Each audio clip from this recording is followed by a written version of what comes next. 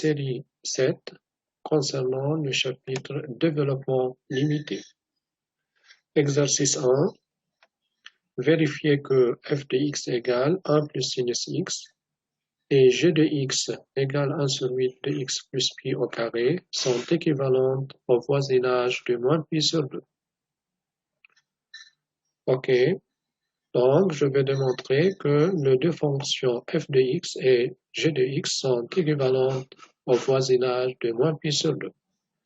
Donc, ça revient à démontrer que la limite de f de x sur g de x, lorsque x tend vers moins pi sur 2, c'est bien égal à 1. Limite de le rapport suivant, c'est la limite de 1 plus sinus x sur 1 sur 8 de x plus pi au carré, lorsque x tend vers moins pi sur 2. Pour chercher la limite, on va faire un changement de variable qui rend le problème au voisinage de 0. On pose t égale x plus pi sur 2. Dans ce cas, lorsque x tend vers moins pi sur 2, t tend vers 0. Et la limite en fonction de t, ça va être sous cette forme. Eh bien, on remplace x par t moins pi sur 2. La fonction devient 1 plus sinus t moins pi sur 2 divisé par 1 sur 8 de t au carré. Eh bien, c'est la limite de 1 moins cosinus t divisé par t2 sur 2. Mais je sais que 1 moins cosinus t, c'est 2 sinus carré t sur 2. Et aussi, je sais que sinus t sur 2, en utilisant les équivalences usuelles, sinus t sur 2, c'est équivalent à t sur 2, au voisinage de 0. Là, il y a un carré, c'est-à-dire sinus carré t sur 2, c'est équivalent à t2 sur 4. Et on a un 2, c'est-à-dire, finalement, ça va être équivalent à t2 sur 2. Et limite devient la limite de t2 sur 2 divisé par t2 sur 2, qui n'est autre que 1. Et voilà, donc les deux fonctions sont bien équivalentes. Exercice 2. Écrire le développement limité à l'ordre 2 au voisinage de 0 de la fonction f de x égale x2 moins x sur 2x2 moins x plus 5. Donc, c'est bien une fonction sous forme d'une fraction, un polynôme divisé par un autre polynôme de degré 2, tout le 2.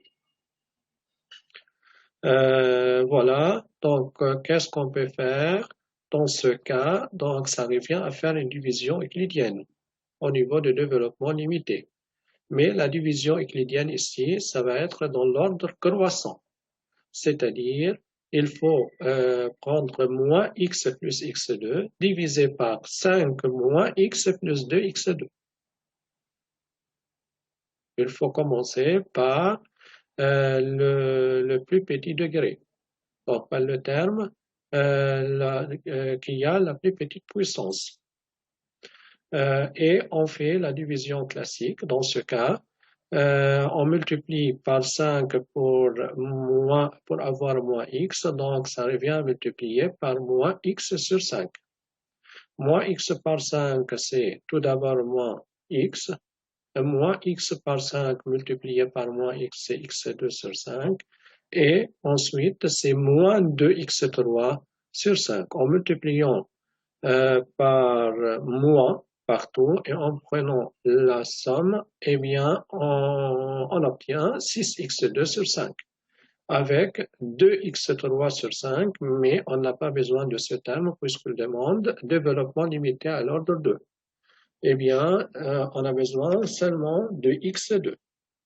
Voilà, donc 6x2 sur 5, là, pour multiplier par 5, le nombre avec lequel on va multiplier par 5 pour avoir 6x2, c'est 6 et x2 sur 25.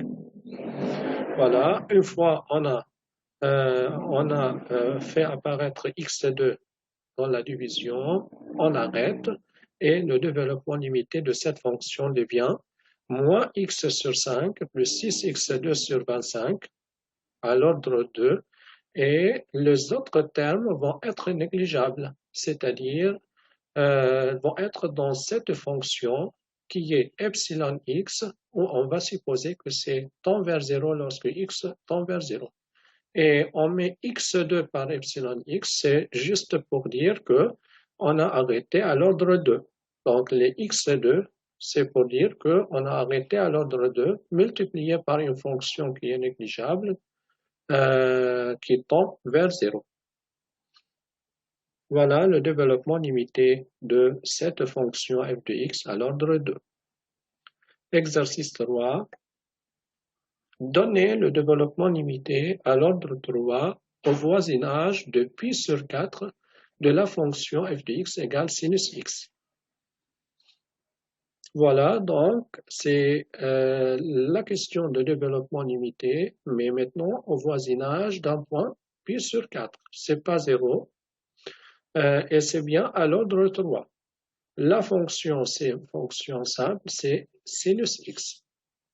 Alors ici, il ne faut pas tromper, on ne peut pas utiliser directement la formule de développement limité de la fonction sinus x vue en cours, puisque là, je travaille au voisinage de pi sur 4.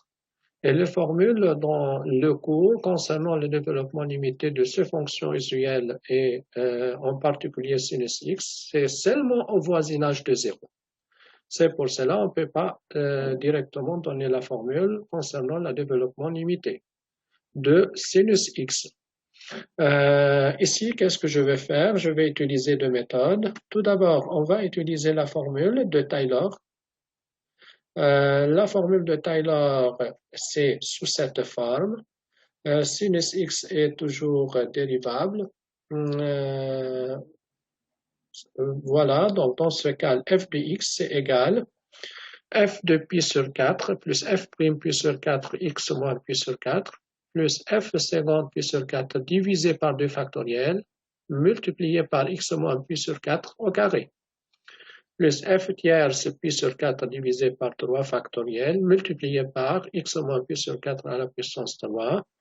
Et voilà donc l'ordre 3, le terme d'ordre 3, et on va arrêter ici, et toujours avec un terme qui est négligeable, sous cette forme qui contient la fonction epsilon qui tend vers 0 lorsque x tend vers pi sur 4.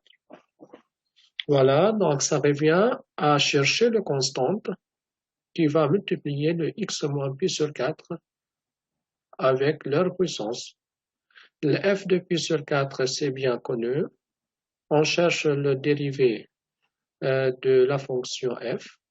Ensuite, on remplace x par pi sur 4. On obtient le constante suivante. Et donc, la fonction f, ça va être sous cette forme. On voit bien que la fonction f est bien développée suivant quel terme? X moins pi sur 4. Voilà le développement limité au voisinage du point pi sur 4 en utilisant la formule de Taylor. Deuxième méthode. La deuxième méthode est basée sur un changement de variable qui va rendre le problème au voisinage de 0 et dans ce cas, on peut utiliser les formules données en cours directement.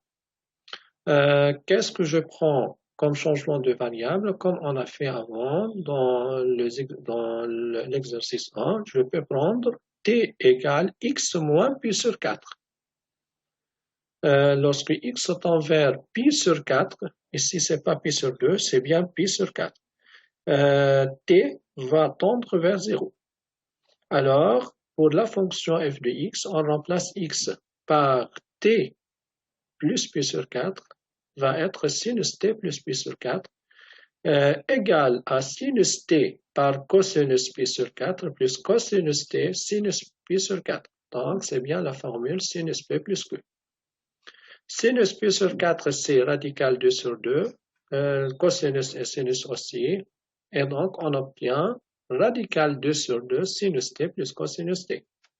Alors ici, j'ai deux fonctions, sinus t et cosinus t, et je travaille pour t au voisinage de 0. Donc, on peut utiliser directement les formules de développement limité concernant ces fonctions. Je sais que sinus t, ça commence avec t. Il y a la puissance impaire et on arrête à l'ordre 3. Donc, c'est t moins t3 sur 6. Voilà, une fois on a arrêté, donc c'est bien à l'ordre 3 plus t3 epsilon 1 de t. Plus la deuxième fonction cosinus t, c'est 1. Commence par 1 cosinus t. Il y a le terme puissance paire moins t2 sur 2 factoriel. C'est sur 2. Il n'y a pas de terme de puissance 3, t à la puissance 3. C'est pour cela on dit qu'on arrête ici, mais c'est à l'ordre 3. Mais il n'y a pas un terme qui dépend de t3. Epsilon 2, t. Donc on a mis epsilon 1 et epsilon 2 pour dire que ce n'est pas le même epsilon.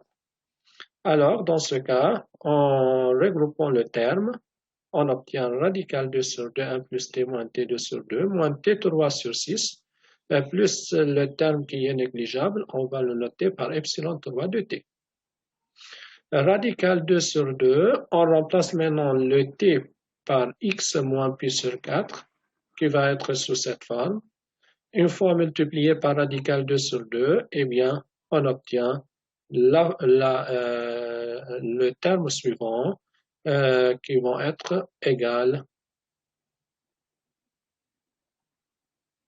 au niveau de la première méthode. F de x, c'est la même chose, le même développement pour les deux méthodes.